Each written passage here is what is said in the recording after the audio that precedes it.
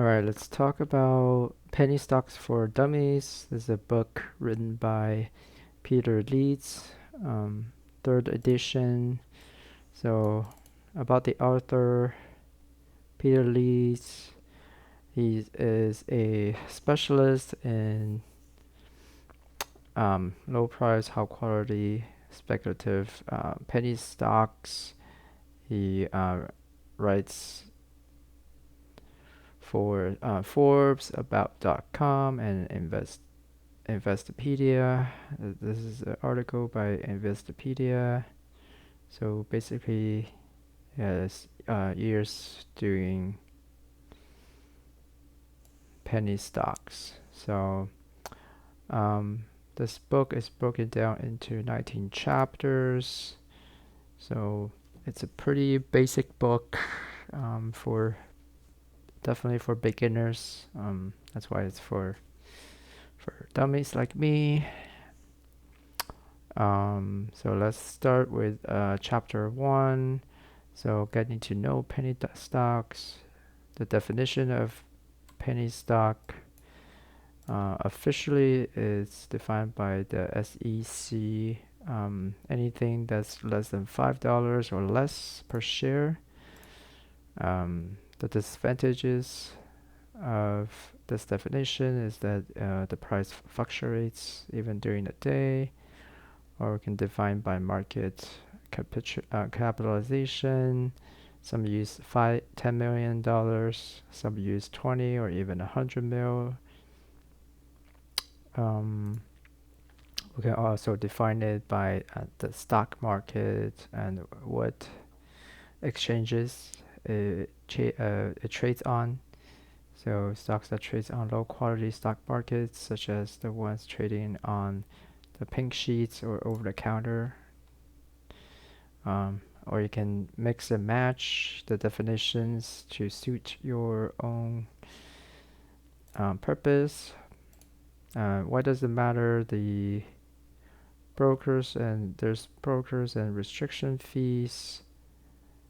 There's broker fees and broker restrictions for each different type of exchanges. There are listing requirements. Some exchanges will exclude penny stocks. The listing requirements are usually more loose for these stocks. Another thing is option eligibility. A lot of the penny stocks have no options available. Shorting is not allowed.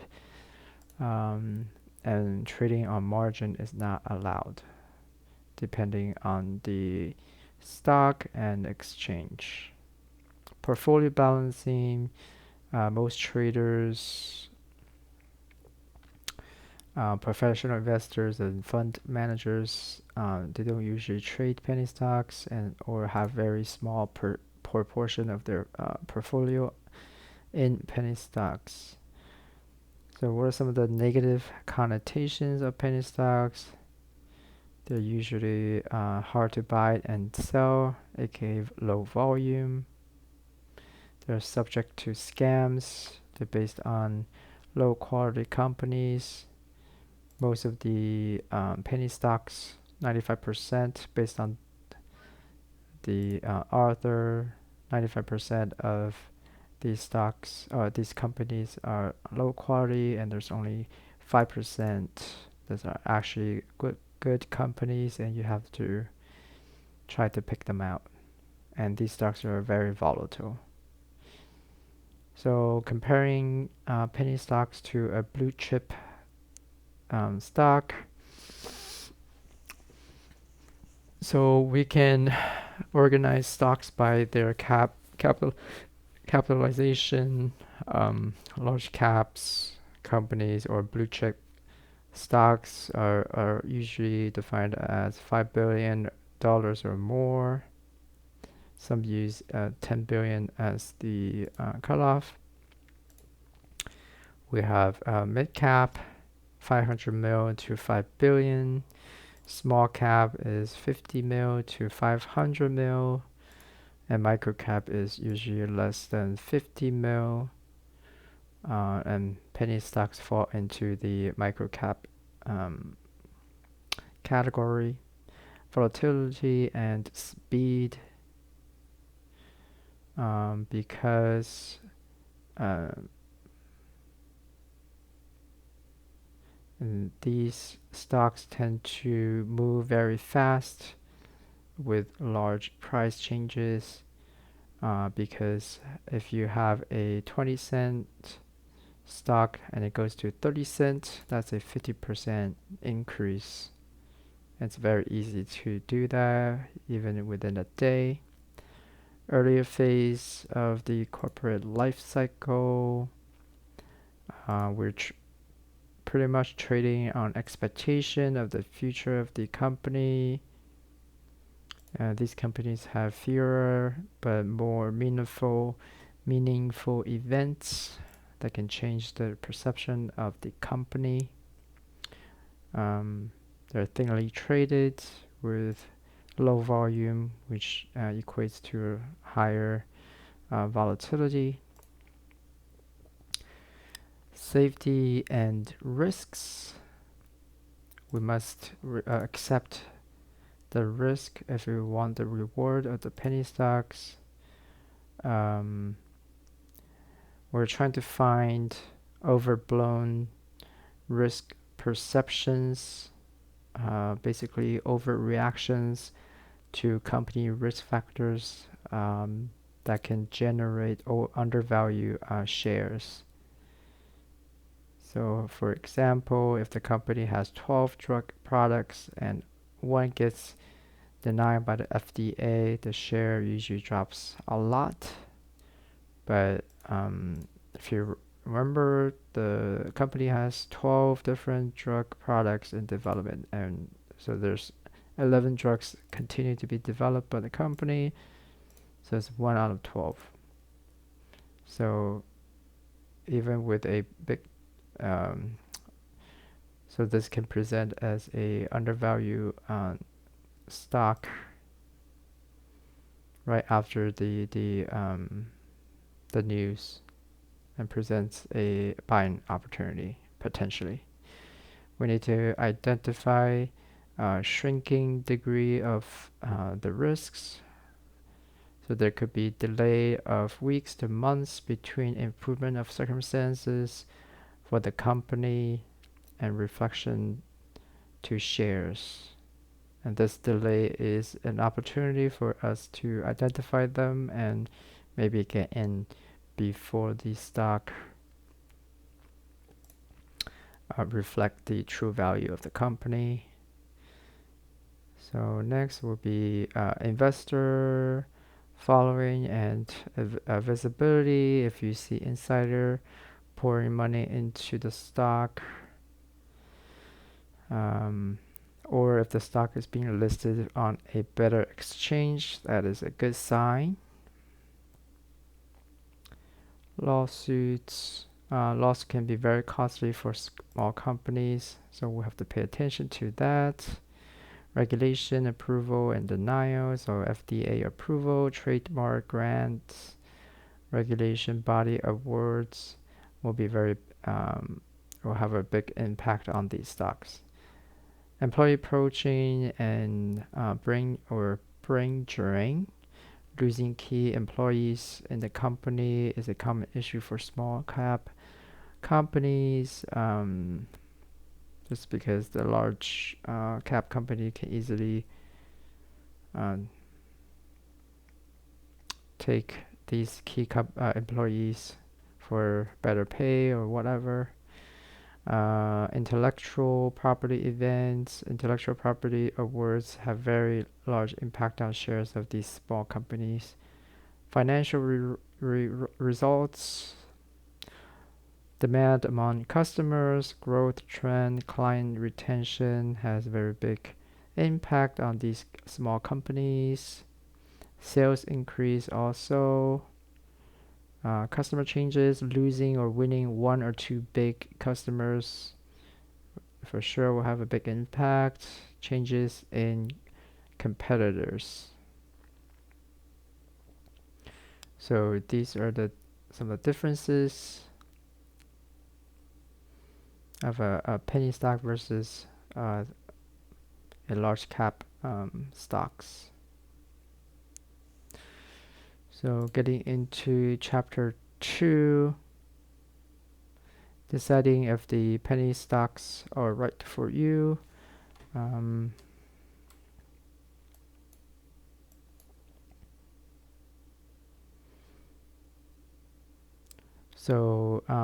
we have to remember this is a high risk, high reward situation.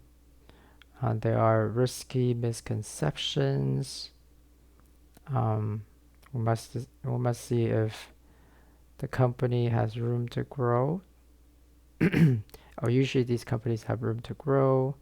So we'll have to watch out for the things for some things if we do want to invest or trade these stocks. So for a high risk uh, reward ratio, so what are the increased risks? So increasing risk of these trading vehicles, certificates of deposit or CDs obviously has the lowest risk. Then it's bonds, then it's real estate, then it's blue chip stocks, then it's mid to small cap stocks, then it's penny stocks, and then there are options which are very risky.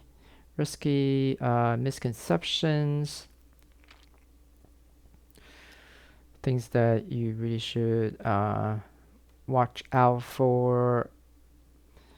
Um, Things like, oh, if the stocks can't fall any lower, which is not true. Penny stock can fall 99% even when it starts out at a very low price. They have higher likelihood to fall to zero than blue chip stocks. Usually it's not a big investment. You usually don't we don't usually put a lot of money into these stocks, but you tend to lose all the money and you keep repeating this mistake, then you lose all your money. So at this point, you're just gambling, um, whether small or large, you're just gambling away your money. Downside is smaller than blue chip stocks. You can still lose 100% of your investment. We're actually more likely to lose 100% of your investment, even though you're starting at a price that's closer to zero than a blue chip stock. However, you're more likely to lose them. These companies usually have rooms to grow. Their market share is smaller. Their revenue and sales. So top line is the revenue or sales because it occurs on the top line of the income statement. Employees. So key employees, mergers, acquisitions, recurring billing, subscription numbers, average order size per customer. So these are the places that a company can grow that you can research and watch out for. So if you want to play, you need to have a very good filter, willing to do the work required to research the companies. You must have proper analysis, performing due diligence, monitor the shares. You have to have time to research and trade. You have to have very good stomach for the volatility. This should be your play money. We must have skepticism of what others say and have realistic expectations. Is not a get rich quick scheme. So buying, chapter 3, buying and selling penny stocks.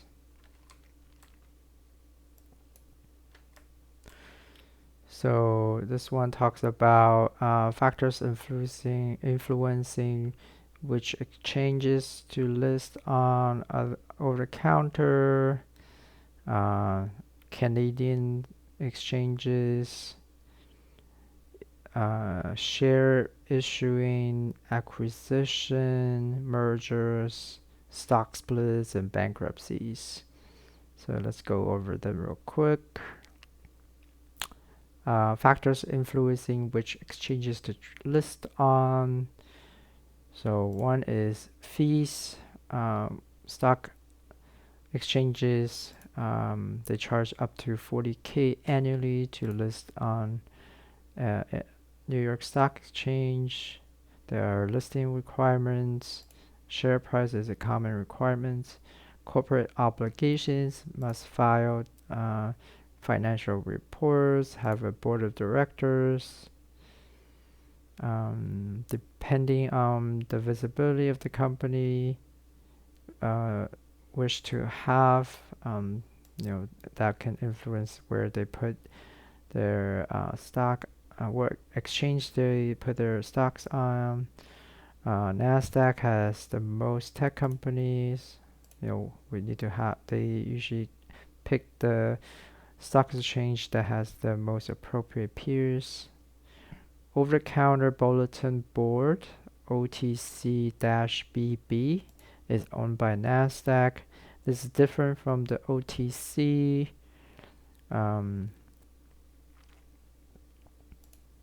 Which is not even a exchange. It's more of market makers buying and selling stocks through various methods. So these OTCs include pink sheets, OTC QX or OTC QB. Some doesn't even report financial results. Generally should avoid these. There are some Canadian high-quality stocks that trade on the Toronto Stock Exchange that could be traded on the pink sheets through something called interlisting. So these are actually okay. Toronto Stock Exchange or TSX and Toronto Venue Exchange TSXV. TSXV has a lot of penny stocks. These are Canadian exchanges. So issuing shares are very common, done by penny stock companies because these companies are newer. They're not usually not making money. They have plans for their future plans that requires money. They're usually unable to obtain through traditional financing. So issuing shares are generally not a good thing for stockholders. So when are they usually? When they could be a good thing if the company is acquiring a different company or acquisition that makes the corporate stronger.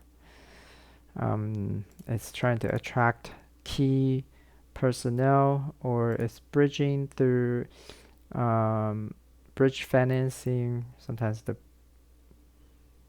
they need a large sum of money to make the company profitable or bring it to the next level. Acquisition and takeover. Acquiring company needs 90% of the shares to take over that company. Penny stocks companies are often acquisition targets due to their smaller size, their niche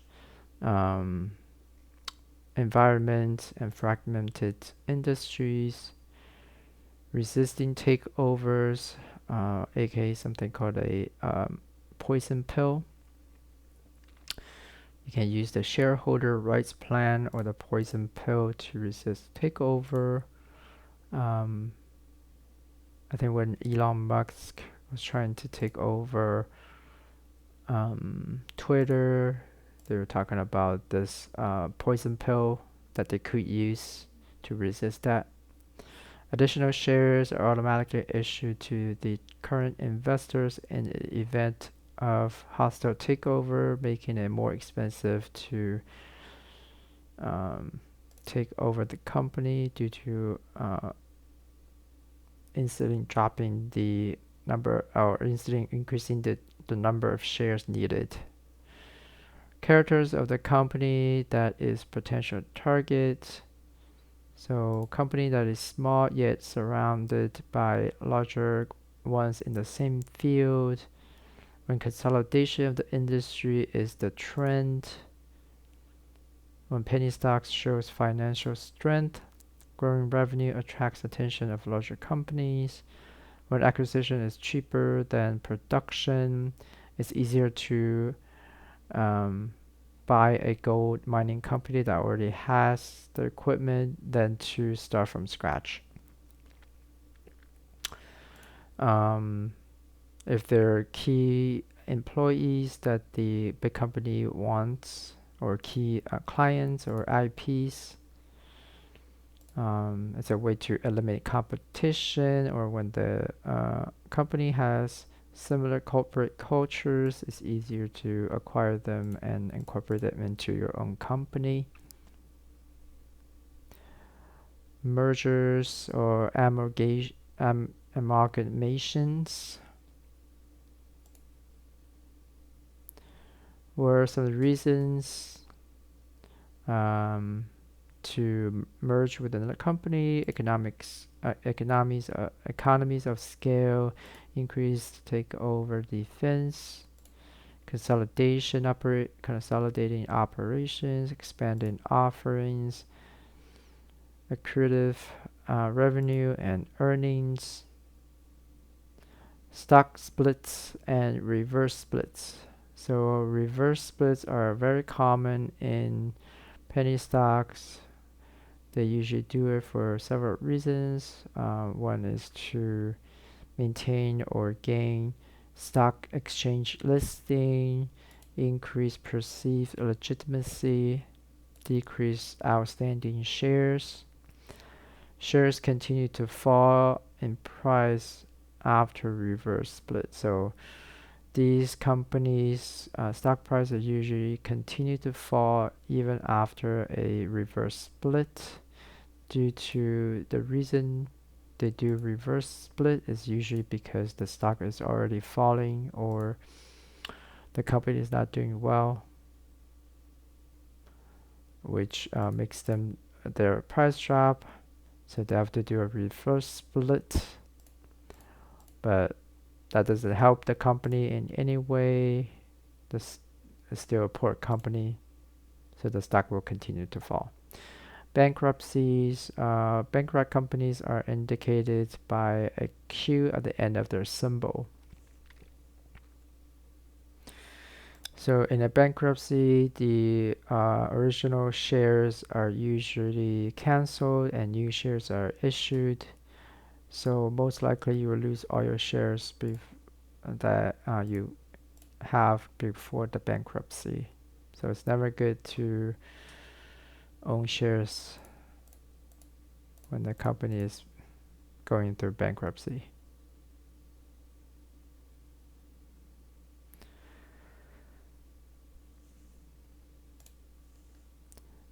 Chapter 4 talks about avoiding promotions, scams, and bribes. So let's see. So this chapter talks about why penny stocks are perfect for price manipulation. How do we root out poor quality companies and some of the obstacles even good companies face and lawsuits. So let's see. So common target. So the penny stocks are common targets for unethical behavior due to the price is already low, so it's easy to push from 1 cent to 2 cents, doubling their money. They're thinly traded, so easier to move the price. They appear legitimate, um, even though the company could be close to bankruptcy. So the scammers likes to target companies close to bankruptcy. There are plenty of penny stocks to choose from. They're anonymous and they're like less well known, so it's easier to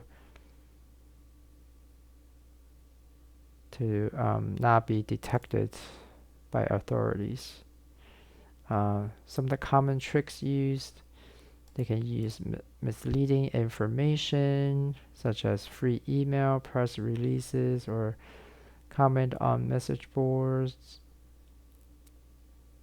Focus on ridiculous potential. They can talk up the potential without mentioning the risks.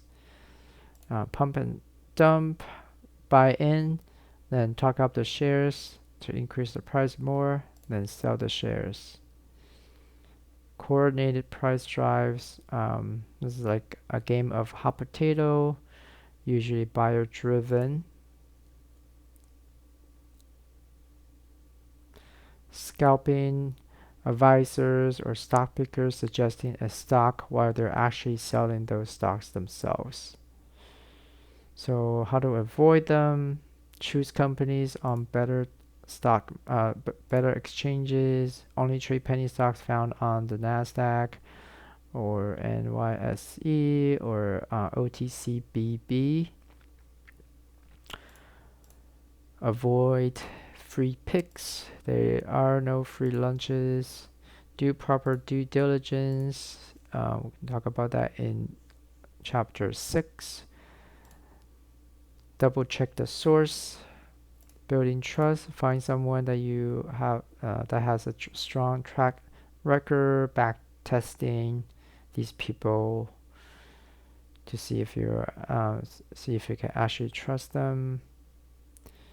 So who can move the prices of these stocks? So promoters, like we talked about, investors or public relations by using press releases, industry conferences, or online webinar by the company. We have to you know take their statements with a grain of salt. Obviously, they will try to talk up their company as well. So we need to see if they have a balance of honesty and professionalism.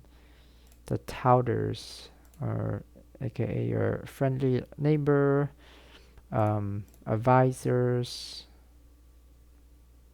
your financial advisors, rooting out poor quality companies.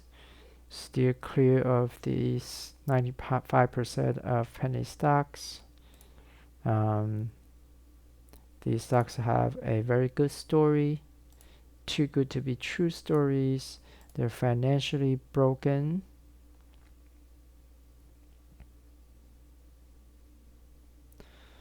They have weak business models or doomed to fail business models, such as dog food online, over the phone surgery tips. So for the dog foods, just think about how much shipping costs of a 25-pound dog food will cost. Just eating into your profit margin.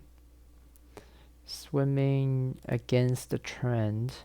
Caution investing in companies that are against social media trends such as tobacco companies, fur coat companies, outdated technology companies, competing against large companies in the same space. Even if it's a good company, they also still face many obstacles such as employee resources, time resources, knowledge and expertise, respect factor, logistical choke points, and lack of clear strategy.